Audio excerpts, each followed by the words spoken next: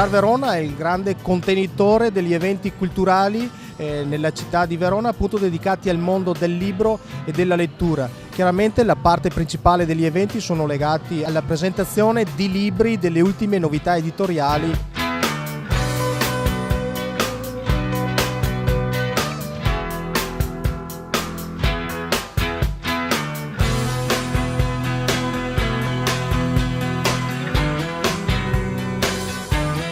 A queste presentazioni si aggiungono altre attività culturali a tema,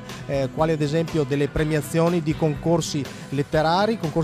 che vanno dallo Scrivere per Amore presso il Teatro Nuovo, oppure come la finale della 63esima edizione del concorso nazionale di letteratura per ragazzi Premio Castello di Sanguinetto, oppure un altro concorso sarà l'evento finale di tutta la kermesse, di tutta la 3 giorni, che è l'Emilio Salgari Short Stories, un premio dedicato ad Emilio Salgari che concentra l'attenzione su racconti a tema avventuroso ed è riservato a racconti inediti. Da questa edizione in avanti si inserirà proprio negli anni dispari per differenziarsi rispetto al tradizionale e storico ormai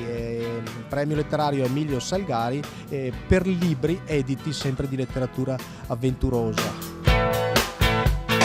Altre attività letterarie e ludico-ricreative dedicate ai bambini, ad esempio un'attività teatrale di burattini per i più piccoli di Don Campedelli, oppure anche altre iniziative ancora, sempre aventi a riferimento il libro, la passione per la lettura.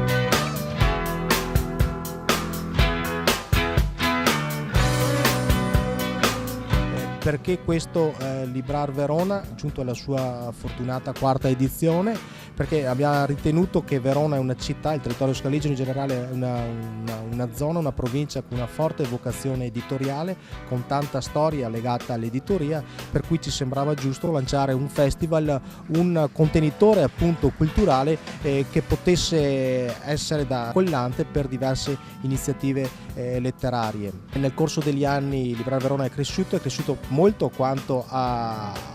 numero di contenuti proposti, anche alla qualità artistica degli stessi, e quindi è diventata una gran bella vetrina proprio in una città, come dicevo, molto legata all'editoria, quindi anche per case editrici nuove o comunque che vogliono affermarsi, insomma Librar Verona sta diventando un'ottima occasione per mettersi in risalto.